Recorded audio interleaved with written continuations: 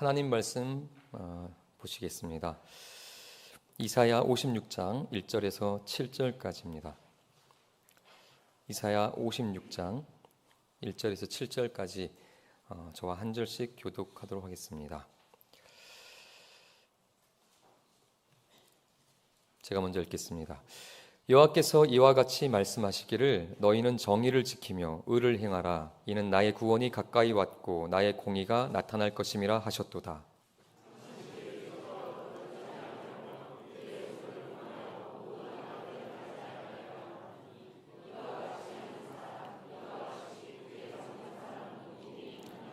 여호와께 연합한 이방인은 말하기를 여호와께서 나를 그의 백성 중에서 반드시 갈라내시리라 하지 말며 고자도 말하기를 나는 마른 나무라 하지 말라.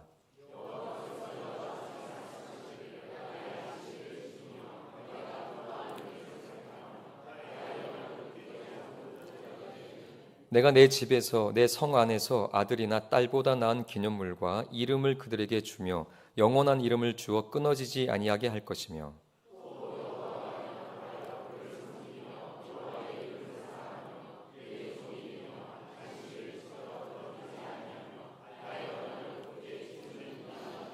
함께 읽겠습니다. 내가 곧 그들을 나의 성산으로 인도하여 기도하는 내 집에서 그들을 기쁘게 할 것이며 그들의 번제와 희생을 나의 제단에서 기꺼이 받게 되리니 이는 내 집은 만민이 기도하는 집이라 일컬음이 될 것임이라. 아멘.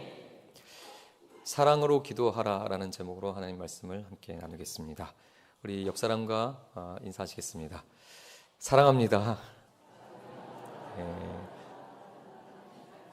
이것만 하면 아쉬우니까요. 축복합니다. 또 이렇게 축복합니다. 사랑하고 축복합니다. 이렇게 오후 예배까지 예배드리기 위해서 나오셨으니 참 저는 개인적으로 대단하다고 생각합니다.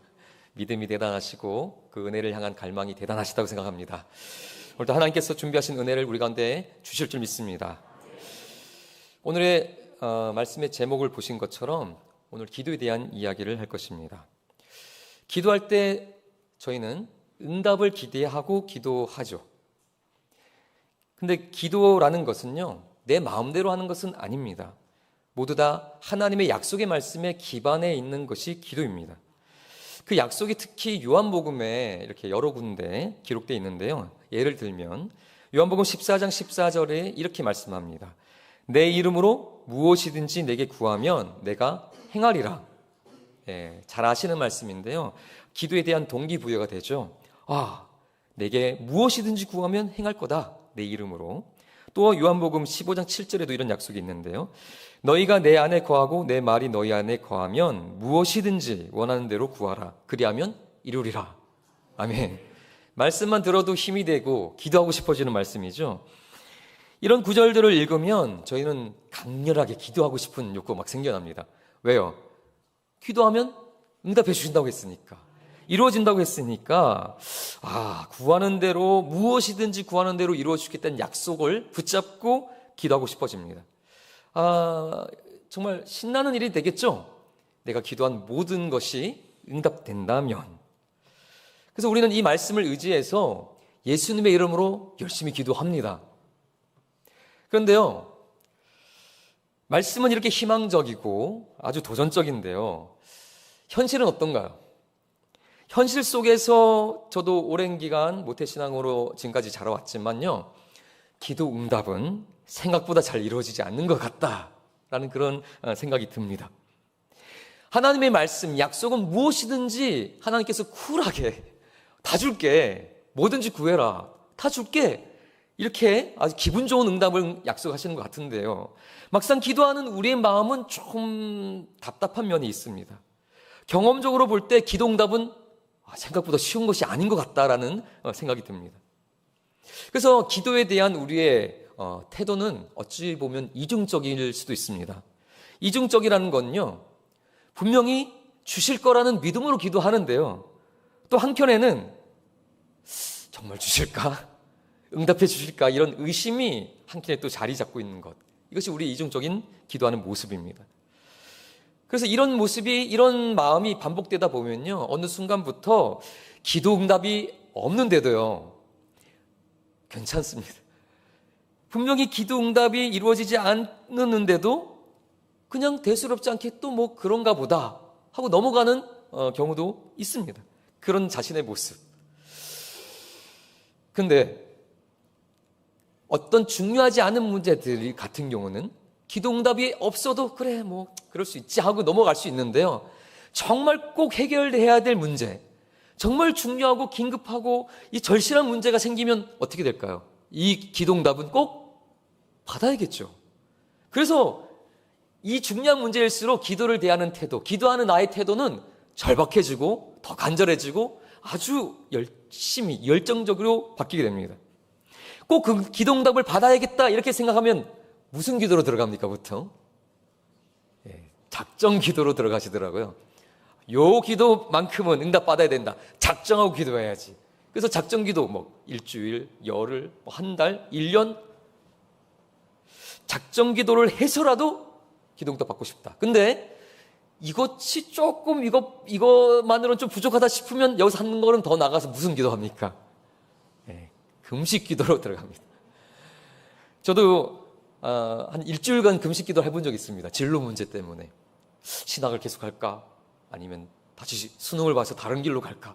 그래서 기도원에 가서 일주일간 금식 기도를 한 적이 있거든요. 죽는 줄 알았습니다. 근데 해보신 분 아시잖아요. 저도 금식이 끝나는 날 뭘 먹을까 리스트를 쫙 작성했었거든요. 그런데 이렇게 굶는 한이 있더라도 뭘 원하는 거죠? 응답을 원하는 겁니다. 기도에서 내가 밥을 굶더라도 하나님의 응답하면 꼭 받고 싶다 이러면 금식 기도까지 하는 거죠. 그런데요, 이렇게 금식 기도를 하면서도 내 절박하니까 금식 기도를 하지만 기도 응답 받는 게 이렇게 힘든 건가? 꼭 이렇게까지 해야지 기도 응답을 받을 수 있는 건가? 이런 회의가 들 때도 있습니다. 그래서 이런 얘기를 하면요, 어떤 분들은 기도 응답 그건 믿음의 문제지 뭐 금식 이런 건 아니야. 믿음이 있으면 다 응답 받는 거야. 믿음이 없어서 못 받지. 믿음이 있으면 다 받지. 그게 안 되냐? 왜? 하나님께서 약속한 거니까. 뭐 이렇게 말씀을 해주시기도 하더라고요. 그래, 기도 응답은 간절함으로 막 금식한다고 되는 게 아니라 믿음의 문제지. 믿음만 있으면 다 받는 거지. 왜 아멘이 없죠? 근데요, 기도한다는 것 자체가 믿음 있는 거 아닌가요? 믿음이 없으면 기도조차도 안 하겠죠. 기도해봤자 무슨 소용이 있을까? 그렇게 믿음이 없다면 기도 안 할 것입니다. 그런데 기도에 일단 도전하고 기도를 시작했다는 것 자체는 그 믿음이 크든 작든 적어도 믿음이 있다는 거죠. 작은 믿음이라도 있기 때문에 기도를 하는 것입니다. 더더군다나 작정 기도를 하고 밥을 굶는 금식 기도까지 한다는 것은 믿음이 없으면 어떻게 할 수 있을까요? 그러니 이렇게 기도한다는 것 자체가 믿음을 보여주는 건데 믿음으로 기도하는데도 왜 응답은 그렇게 어려운 걸까? 도대체 기도에 관해서 우리가 놓치고 있는 것은 아닐까? 오늘 그것을 살펴보려는 것입니다. 오늘 본문을 한번 보겠습니다. 오늘 우리가 읽은 본문 이사야 56장은요. 메시아의 도래에 대한 약속의 말씀입니다. 우리 1절 한번 보시겠습니다. 한번 읽어볼까요? 여호와께서 이와 같이 말씀하시기를 너희는 정의를 지키며 의를 행하라. 이는 나의 구원이 가까이 왔고 나의 공의가 나타날 것임이라 하셨도다. 아멘. 이 하나님의 공의가 이제 하나님의 구원이 가까이 왔고 공의가 나타날 것이다. 이거는 주님의 그 공의로운 재판장이신 하나님의 심판의 때를 말하는 것입니다. 그 심판은 동시에 구원의 날이죠. 심판의 날인 동시에 구원의 날. 그 날이 올 것입니다. 이것은 그래서 앞으로 다가올 메시아의 구원과 심판에 대한 예언의 말씀입니다. 그런데 이 말씀에 아주 인상적인 단어들이 나오는데요. 고자입니다. 그 구원의 때가 오면 유대인뿐만 아니라 이방인도 구원을 받고 더 나아가서 누구도 고자들도 구원받는다. 하나님의 백성이 될 것이다. 이런 예언의 말씀이거든요. 고자가 뭔지는 다 아시죠? 아시죠? 예, 저는 이 말씀을 읽을 때마다 움찔움찔합니다. 아, 성경에 고자라는 단어도 있구나. 그때 처음 알았는데요. 왜 갑자기 고자일까요? 왜 고자가 하나님 백성이 되는 일이 생길 거다라는 얘기를 굳이 넣었을까요? 율법에 보면요, 신명기에 있는 율법에 보면 고자는 하나님의 백성 안에 들어올 수 없는 사람들입니다. 그런데 이제 하나님의 구원의 날, 앞으로 다가올 그 심판의 날과 구원의 날, 그날이 오면 고자라 할지라도 하나님의 백성에 대한 놀라운 은혜가 있을 거라는 얘기죠. 이건 희망의 메시지입니다. 고자가 하나님 백성이 된다니, 그런 일이 일어날 수 있다고? 놀랍다. 아, 희망적이다. 이런 메시지가 있는 것입니다. 그런데 이 하나님께서는 이 이방인과 고자들이 하나님의 백성 안에 들어오면서 이런 축복을 받을 거라고 약속했거든요. 그들이 받을 축복이 뭐냐면 7절에 나옵니다. 우리 7절도 한번 같이 읽어보겠습니다. 내가 곧 그들을 나의 성산으로 인도하여 기도하는 내 집에서 그들을 기쁘게 할 것이며 그들의 번제와 희생을 나의 제단에서 기꺼이 받게 되리니 이는 내 집은 만민이 기도하는 집이라 일컬음이 될 것임이라. 아멘. 여기서 그들을 이끌 거다. 여기 그들이 이방인과 고자를 말합니다. 그 이방인과 고자가 구원받아 하나님의 백성이 되어서 지금 어디로 인도함을 받죠? 성산이라고 표현되어 있는, 성전이 건축되어 있는 그 성전으로 이끌림을 받는 겁니다. 그래서 그 성전에 와서 뭘 할까요? 기도하는 겁니다. 그래서 그들이 기도함으로 뭘 받게 되죠? 어떻게 되죠? 기쁘게 된다고 이야기됩니다. 아, 하나님의 백성이 아닌 자들, 이방인과 고자들이 구원을 받아 하나님의 백성이 돼서 받는 축복이 뭐라고요? 기도하여서 기쁘게 되는 것. 이게 축복이라는 거예요. 이거 상당히 놀라운 얘기입니다. 아, 하나님 백성이 아닌 자들이 받는 축복은 뭐다? 기도하여서 기쁘게 되는 것. 왜 기쁘게 될까요? 기도했는데 기쁘게 되는 건 언제 기뻐요? 응답 받았을 때. 아, 뜨겁게 기도하고 하나님의 은혜를 구했는데 하나님이 그 기도에 응답하셨을 때 기쁘잖아요. 이 고자와 이방인들이 하나님 백성이 되어서 성전에 들어올 수 없던 자들이, 하나님 집에 들어올 수 없던 자들이 들어와서 기도를 하는데요. 왜 기쁘게 됩니까? 그들의 기도가 응답받기 때문인 겁니다. 그러니까 이것은 축복이고 아주 놀라운 은혜죠. 이방인들은 하나님 없이 살아왔잖아요. 자기 힘으로 살아왔고 우상에게 의지하며 살아왔는데 이제 하나님의 백성이 되어 기도할 때마다 하나님께서 응답하심으로 기쁨을 얻게 된다니 축복입니다. 근데 여기서 기록되어 있는 이 이방인, 이 고자 같은 사람들이 누굴까요? 바로 우리입니다. 우리는 유대인이 아니잖아요. 우린 유대인이 아닌 이방인이었는데 바로 이방인인 우리가 그 복음을 전해 듣고 하나님의 백성이 되었고 우리가 뭐 할 수 있습니까? 기도할 수 있습니다. 기도함으로 하나님께서 우리에게 어떤 축복을 약속하신 거죠? 기쁘게 할 것이다. 응답하심으로써. 이것이 바로 우리에 대한 약속인 거죠. 이것은 우리에게 주어진 축복인 것입니다. 자, 오늘 근데 우리가 살펴보고 싶은 건 이겁니다. 분명히 하나님께서는 우리를 구원하셔서 기도의 응답에 대한 축복, 그 약속을 주셨는데, 자, 우리가 이런 은혜를 받을 수 있게 된 그 비결, 그 이유가 나옵니다. 어떻게 이방인과 고자 같은 사람들이 하나님의 백성이 되어서 기도할 때마다 응답받는 그 축복을 받을 수 있는가? 그 이유가 5절에 나옵니다. 우리 5절도 한번 읽어보도록 하겠습니다.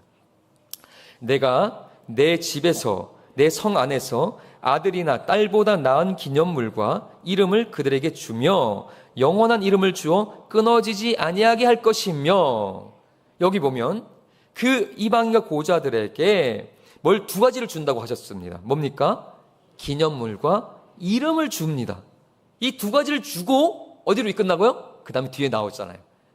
기도하는 집으로 이끌어서 기도하게 하시고 응답받음으로 기쁘게 하신다. 이것이 하나님의 계획이십니다. 그래서 먼저 기도하는 집에서 기도하기 전에 두 가지를 약속해 주신 거죠. 기념물과 이름. 여기서 기념물은 야드라는 히브리어가 쓰였습니다. 야드는 손, 팔을 의미하는데 특별히 야드는 하나님의 손을 의미하는 단어입니다. 그래서 여기서는 기념모래가 표현됐지만 좀 더 넓게 하나님의 권능의 손을 의미해서 이건 구원의 팔, 하나님의 능력을 의미합니다. 그러니까 구원받은 자들에게 하나님께서 주시는 것이 하나님의 구원하는 권능의 팔, 이것이 고자들이 자식을 얻는 게 되게 큰 선물이잖아요. 자식을 못 낳는 고자들에게 자식을 얻을 수 있다면 그것이 큰 선물일 텐데, 고자들이 자식을 얻는 것보다도 더 큰 축복, 선물, 그것이 이 기념물입니다. 이 기념물이 하나님의 권능의 손을 의미하는데, 우리 말씀을 한번 볼까요? 시편 118편 16절. 여호와의 오른손이 높이 들렸으며 여호와의 오른손이 권능을 베푸시는도다. 우리에게 구원을 주시는 그 권능의 손, 그것을 우리에게 주시는구나. 고자들과 이방인들에게. 그리고 또 하나가 있었죠. 이름. 근데 이 이름은 셈이라는 단어인데요. 그냥 말 그대로 이름입니다. 근데 여기서 이름은 어떤 이름이죠? 그냥 이름이 아니라, 평범한 이름이 아니라 영원한 이름을 주신다고 했습니다. 영원한 이름은 뭘까요? 그래서 학자들의 여러 가지 해석들이 있습니다. 우리를 영원하게 살게 하셔서 우리 이름이 영원할 거다, 이렇게 해석하는 학자들도 있는데요. 좀 더 가까운 해석은 이겁니다. 우리 출애굽기 3장 15절 한번 읽어볼까요? 그 앞에 보면, 읽어보지 않고 이렇게 제가 요약해놨습니다. 하나님이 또 모세에게 이르시되 이는 나의 영원한 이름. 하나님의 이름이 영원한 이름이죠. 하나님의 이름은, 영원하신 하나님의 이름은 당연히 영원한 이름일 겁니다. 그런데 더 중요한 것은 뒤에 있습니다. 열왕기 상 9장 3절, 이것은 같이 한번 읽어보겠습니다. 여호와께서 그에게 이르시되 내 기도와 내 앞에서 간구한 말을 내가 들었은즉 나는 내가 건축한 이 성전을 거룩하게 구별하여 내 이름을 영원히 그곳에 두며 내 눈길과 내 마음이 항상 거기에 있으리니. 하나님의 영원한 이름이 어디 있습니까? 성전에 있죠. 그래서 거기서 뭐 합니까? 너의 기도를 내가 거기서 듣는다. 여기 맥락이 많지 않습니까? 하나님께서 고자들, 이방인들에게 뭘 주시냐? 그 하나님의 권능의 팔, 구원하는 그 팔, 그 팔을 주시고, 그 기념물을 주시고, 또한 영원한 이름을 주시는데, 이것은 누구의 이름입니까? 하나님의 이름입니다. 근데 이 하나님의 이름이 어디 있다고요? 성전에 있어서 뭐라고 하십니까? 이 이름으로 기도하게 하시는 겁니다. 그 영원한 하나님의 이름, 그리고 우리를 구원하실 그 권능의 팔, 그 팔이 앞으로 나타나게 될 것이라고 이사야서가 말씀하고 있는데요. 자, 이것을 종합해보면 이 존재, 하나님이 우리에게 주신다고 하신 그 구원하는 권능의 팔과 또한 하나님이 우리에게 주신 영원한 이름, 그래서 이 이름을 성전에 두고 이 이름으로 기도하게 하신다는 그 이름, 누구를 의미하는 겁니까? 예수 그리스도죠. 예수님에 대해서 그 권능의 팔이 누구에게 나타났느냐라고 예수 그리스도를 지칭하시면서 예수님 스스로가, 우리가 읽었던 요한복음 14장에 뭐라고 했죠? 예수님이 내 이름으로 무엇이든 내게 구하면 내가 행하리라. 예수 그리스도의 이름, 그 예수님의 이름이 바로 영원한 이름, 하나님이 우리에게 주신 그 이름으로 기도하라고 하신 그 응답함이 있다고 한 그 영원한 이름이 바로 예수 그리스도의 이름입니다. 그 예수 그리스도가 우리에게 영원한 구원의 팔이 되시고 하나님의 권능하신 그 구원의 능력이 되시며 우리에게 기도할 때 응답을 주시는 영원한 이름이 되신 줄 믿습니다. 바로 앞으로 나타날 그 이방인과 고자 같은 자들이 예수 그리스도를 붙잡으면 구원 받을 뿐만 아니라 그 이름으로 기도하여 응답함을 받고 기쁨을 얻게 될 것이다. 이것이 이사야 56장의 예언이며, 이 예언에 따라 우리가 읽었던 요한복음 14장에 내 이름으로 무엇이든지 내게 구하면 내가 행하리라는 예수님의 말씀이 하나로 연결되는 거죠. 이 말씀은, 이사야 56장 말씀은 그러니까 성취되었습니까? 안 됐습니까? 예수 그리스도의 그 이름을 통하여 성취되었고, 그 이름으로 기도하는 우리에게는 그 약속대로 어떤 일이 벌어집니까? 예수 그리스도의 영원한 이름으로 기도하는 우리에게는 그 응답하심을 통하여 기쁨을 하는 축복이 주어지게 됩니다. 이것은 분명한 복음이죠. 그런데 이제부터 살펴보려는 것은요, 이 약속한, 하나님이 약속하신 이사야 56장의 그 축복, 이방인인 우리들에게 주신 그 예수 그리스도의 이름으로 기도하는 자들에게 응답하심으로 그 기쁘게 하겠다는 그 축복의 말씀이 분명히 성취되었는데요. 그래서 우리가 그 이름으로 매번 기도하지 않습니까? 예수님의 이름으로 기도합니다. 아멘. 근데 우리가 처음에 던졌던 그 질문, 왜 나는 믿음으로 기도하고 예수님의 이름으로 분명히 기도하는데 나의 기도는 응답함이 이렇게 잘 없을까? 왜 자꾸 응답함이 없다고 자꾸 느껴질까? 우리가 하나를 더 살펴봐야 됩니다. 분명히 구원받은 이방인과 고자에게 주신 약속의 말씀이 맞는데요. 이 구원받은 이방인과 고자가 어떤 존재인가, 어떤 이방인과 어떤 고자에게 주셨는 말씀인가를 하나 더 살펴봐야 됩니다. 우리 한번 6절을 보시겠습니다. 이사야 56장 6절 읽어보겠습니다. 또 여호와와 연합하여 그를 섬기며 여호와의 이름을 사랑하며 그의 종이 되며 안식일을 지켜 더럽히지 아니하며 나의 언약을 굳게 지키는 이방인마다. 그냥 이방인이 아닙니다. 앞에 장황하게 붙었잖아요. 여호와가 연합하며 섬기며 여호와의 이름을 사랑하며 그의 종이 되며 안식일을 지켜 더럽히지 아니하며 나의 언약을 굳게 지키는 이방인. 6가지나 조건이 달렸습니다. 또 볼까요? 고자. 움찔움찔한 우리 고자. 4절입니다. 같이 읽어보겠습니다. 여호와께서 이와 같이 말씀하시기를 나의 안식일을 지키며 내가 기뻐하는 일을 선택하며 나의 언약을 굳게 잡는 고자들. 고자도 그냥 고자가 아니죠. 앞에 장황하게 붙었습니다. 그래서 이 여러 가지 얘기들이 많은데요. 이것을 하나로 요약해 주는 말씀이 다행히 3절에 나옵니다. 우리 3절 읽어보겠습니다. 여호와께 연합한 이방인은 말하기를 여호와께서 나를 그의 백성 중에서 반드시 갈라내시리라 하지 말며 고자도 말하기를 나는 마른 나무로 하지 말라. 여기서 하나로 압축해줘서 이렇게 말하죠. 어떤 이방인, 어떤 고자? 여호와께 연합한. 여호와께 연합한 이방인과 연합한 고자들에게 주시는 기도의 약속인 것입니다. 그러니 우리는 기도 응답이 왜 안 될지, 내가 믿음이 부족해서 그런가 라고 하기 전에 뭐부터 살펴봐야 될까요?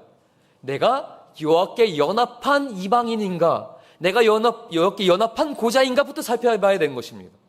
왜냐하면 그들에게 주신 기도의 약속이니까요. 그럼 여호와께 연합했다는 것은 무슨 의미가 있는가? 연합이란 뭐죠? 둘이 하나 되는 거죠. 연합되었다. 그래서 연합의 제일 대표적인 게 뭐죠? 결혼입니다. 결혼은 둘이 하나 되었다라는 거죠. 예수님도 이런 표현을 씁니다. 내가 너 안에, 너가 내 안에 라는 표현을 쓰잖아요. 이것도 뭡니까? 둘이 연합되었다. 그래서 제가 좋아하는, 자주 언급하는 파리의 연인이라는 드라마에서 이동건이 김정은에게 했던 표현, 제가 되게 인상 깊거든요. 제 아내한테는 자주 쓰지 않았는데, 이게 제 마음입니다. 내 안에 너 있다. 이게 뭔 소리예요? 사랑한다는 소리죠. 나 너 사랑해를 내 안에 너 있다. 놀랍게도 아가사에 보면요, 술람미 여인도 솔로몬을 향해서 그러냐면 2번에 걸쳐서 이렇게 말합니다. 사랑하는 자는 내게 속하였고 나는 그에게 속하였다. 이것도 뭐예요? 사랑한다는 표현인데 이게 뭡니까? 연합이죠. 둘이 서로에게 속해 있다. 하나다 우리는. 그러니까 여호와께 연합한 이방인과 고자라는 얘기는 무슨 뜻일까요? 하나님을 사랑하는 이방인과 하나님을 사랑하는 고자들에게 이 기도의 약속을 주겠다는 거죠. 그래서 우리가 예수님이 약속하신 그 기도의 약속을 다시 한번 꼼꼼히 보면요, 놀라운 말씀이라는 것을 알 수 있습니다. 우리 요한복음 15장 같이 7절 다시 한번 읽어볼까요? 천천히 한번 읽어보겠습니다. 너희가 내 안에 거하고 내 말이 너희 안에 거하면 무엇이든지 원하는 대로 구하라. 그리하면 이루리라. 아멘. 저희는 자꾸 어디 초점 맞춥니까? 무엇이든지 원하는 대로 구하라. 그리하면 이루리라. 뭐든지 기도하면 응답 주신다고 했네. 기도해야지 믿음으로. 주님, 잘 안 되네. 작정 기도. 안 되네. 더 센 걸로 할까? 금식 기도. 왜 안 되지? 기도란 그런 건가 보다. 될 때도 있고 안 된 때도 있는가 보다. 그게 아니잖아요. 하나님의 약속은 그런 게 아니잖아요. 하나님의 약속은 누가 성취해줘? 하나님이 성취하십니다. 하나님이 이루십니다. 하나님의 약속이니까요. 근데 왜 우리 기도 응답에 대해서 이렇게 자신이 없을까요? 기도했는데. 근데 앞이 있잖아요. 너희가 내 안에 거하고 내 말이 너희 안에 거하면이라는 조건이 붙었잖아요. 이게 뭐죠? 연합. 너희가 나와 연합해 있으면, 다른 말로 뭐라고요? 사랑. 너희가 나를 사랑하면 무엇이든지 원하는 대로 구하라. 그리하면 이루리라. 사랑입니다. 그래서 이 기도에 대한 약속과 축복의 응답은 사랑하는, 하나님을 사랑하는 자에게 주신 축복이라는 것을 반드시 기억해야 되는 겁니다. 하나님을 사랑하는 자. 하나님을 사랑하게 되면요, 신명기 5장 10절에 보니까 하나님을 사랑하는 자는 그분의 계명을 지킨다고 그랬거든요. 또한 요한복음 14장 21절 보면 예수님 또 이렇게 말씀하셨습니다. 나의 계명을 지키는 자라야 나를 사랑하는 자니. 또한 요한복음 14장 15절 너희가 나를 사랑하면 나의 계명을 지키리라. 하나님을 사랑하는 자에게 이 계명을, 기도의 응답을 주신다고 약속해 주셨는데요. 하나님을 사랑하는 자는 하나님을 사랑한다고 말뿐만 하는 것이 아니라 그 사랑의 마음으로, 하나님을 사랑하는 마음으로 그분의 말씀을 지키고 순종하는 자. 이 모든 것이 하나로 연결되어 있는 겁니다. 기도만 하면 되는 것이 아니라, 기도만 하면 응답받는 것이 아니라 하나님을 사랑하는 마음으로 그분의 말씀을 지키고 순종하는 자들에게 주신 약속인 거잖아요. 우리는 왜 앞에 것은 다 잊어먹고 앞에 것은 보지 않고 기도만. 그러니 우리가 뭘부터 점검해야 된다고요? 기도의 응답을 위해서는 나는 하나님을 과연 얼마나 사랑하는가.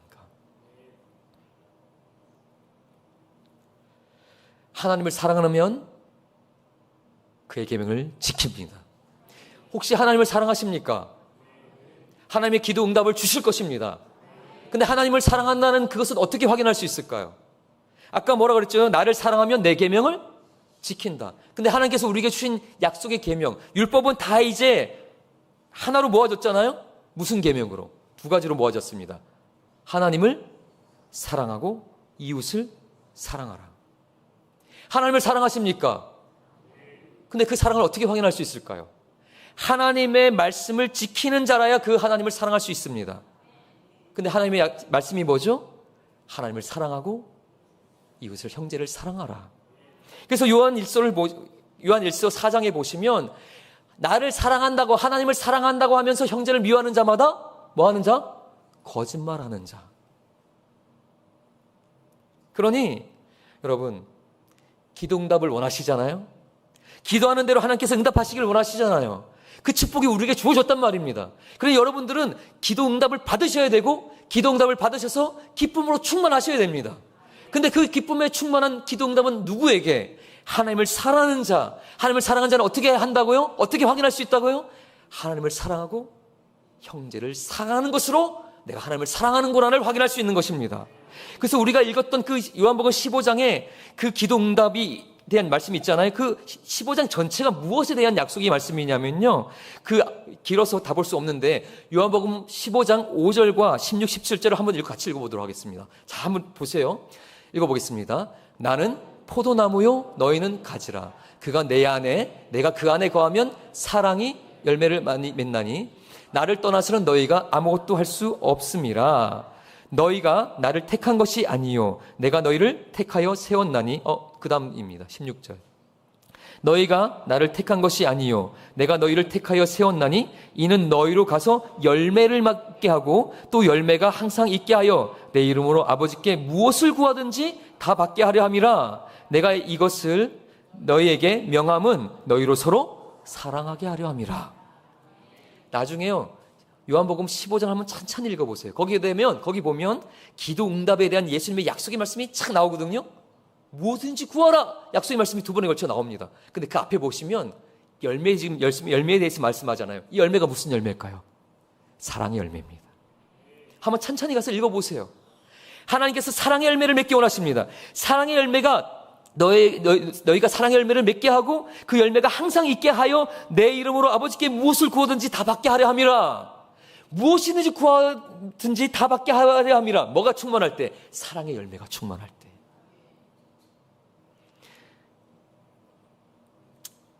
여러분, 우리는 기도응답을 받기 원하신다면, 그 하나님의 축복을 내 것으로 취하기 원하신다면 하나님을 뜨겁게 사랑하시기 바랍니다. 근데 그 사랑은 어디서 확인할 수 있다고요?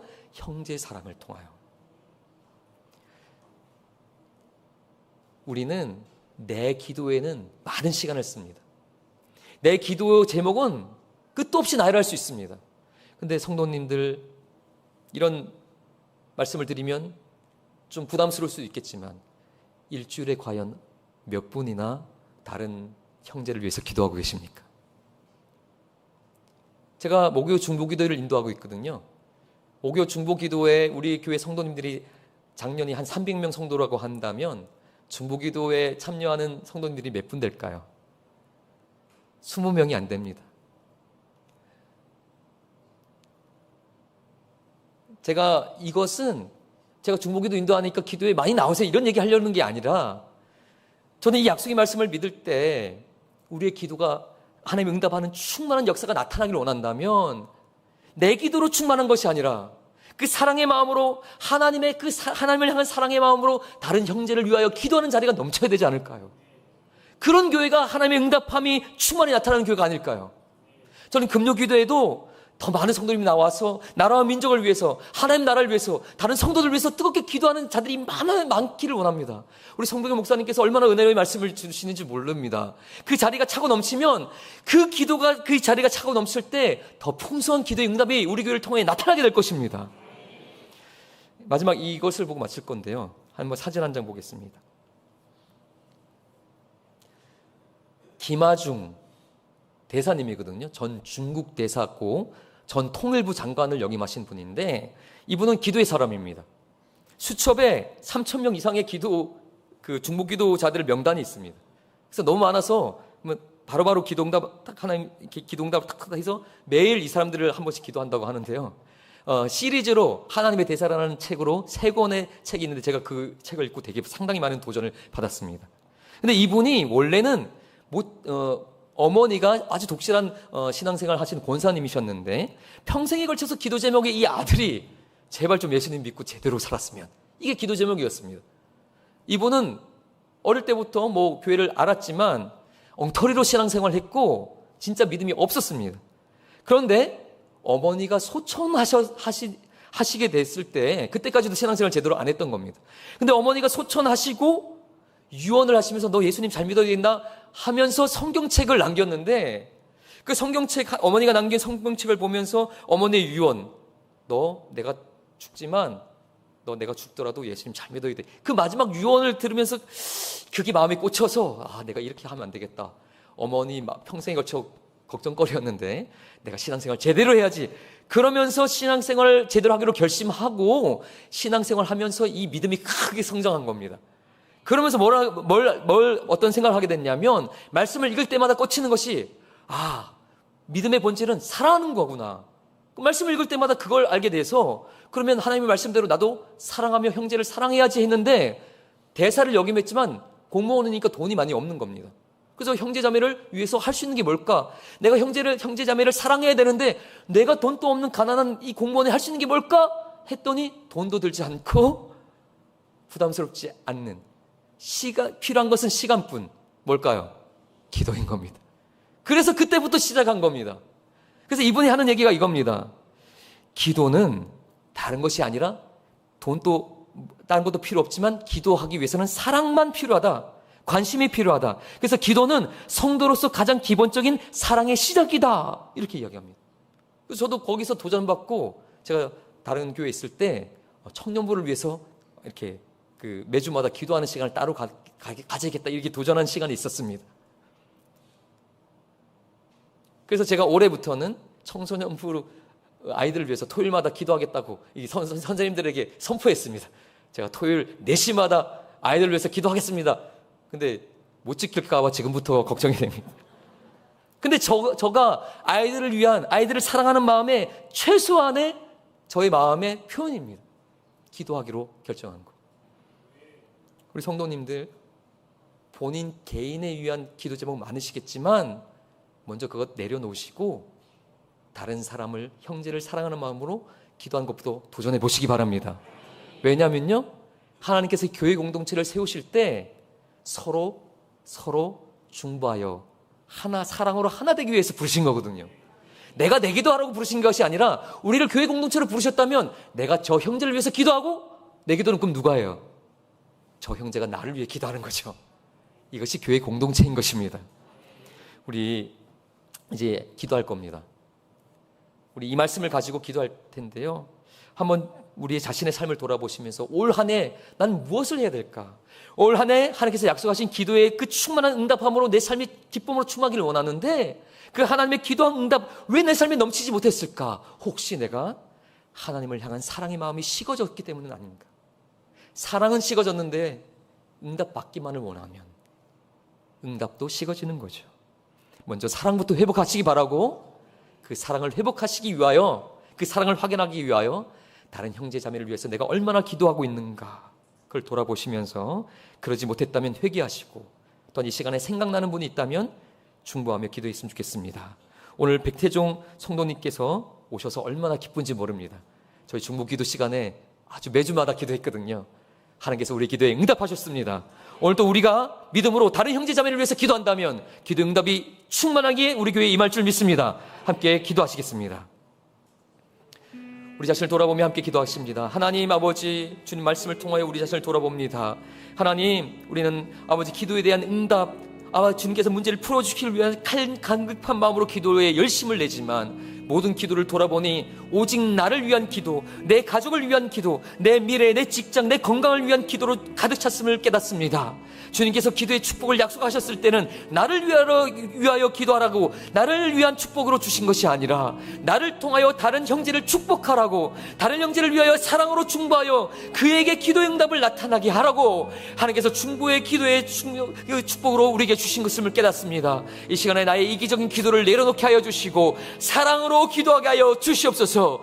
우리 교회가 사랑으로 기도하는 것이 충만하게 하여 주셔서 하나님의 약속하신 그 약속이 우리 교회 가운데 충만히 나타나게 하여 주시고 우리 교회 가운데 그 기도의 응답함으로 기쁨의 충만한 교회 되도록 역사하여 주시옵소서. 하나님 아버지, 지금 많은 어려운 시기를 겪고 있습니다. 국가적으로 어려운 시기를 겪고 있고 또한 아버지 경제가 지금 많은 힘들고 어려운 가운데서 많은 가정이 무너질 위기 가운데 있는 자들이 있습니다. 하나님 아버지, 이 시간에 기도합니다. 어려운 가운데 있는 자들 돌아봐 주시옵소서. 절대로 포기하고 낙심하지 않게 하여 주시고 또한 질병 중에 있는 자들 아버지, 그 마음이 힘들고 어려운 곳 있을 것이지만 절망하지 않게 하여 주시고 아버지, 우리의 믿음의 주 소망의 하나님 되신 하나님께서 그 권능의 팔을 통하여 예수 그리스도의 이름으로 간구할 때에 그들에게 치유의 역사가 나타나게 하여 주시옵소서. 그래서 그 하나님의 응답하심을 말미암아 우리에게 하나님의 놀라운 기적과 은혜가 충만하여 우리 교회가 그 많은 간증과 많은 하나님의 응답하심을 통하여 기쁨이 충만한 교회 되도록 역사하여 주시옵소서. 주님 감사합니다.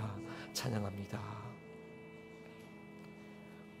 하나님, 한 해 동안 내가 무엇을 놓고 기도했는가를 찬찬히 돌아보니 나는 오직 내 기도로만 충만했음을 깨닫고 회개합니다.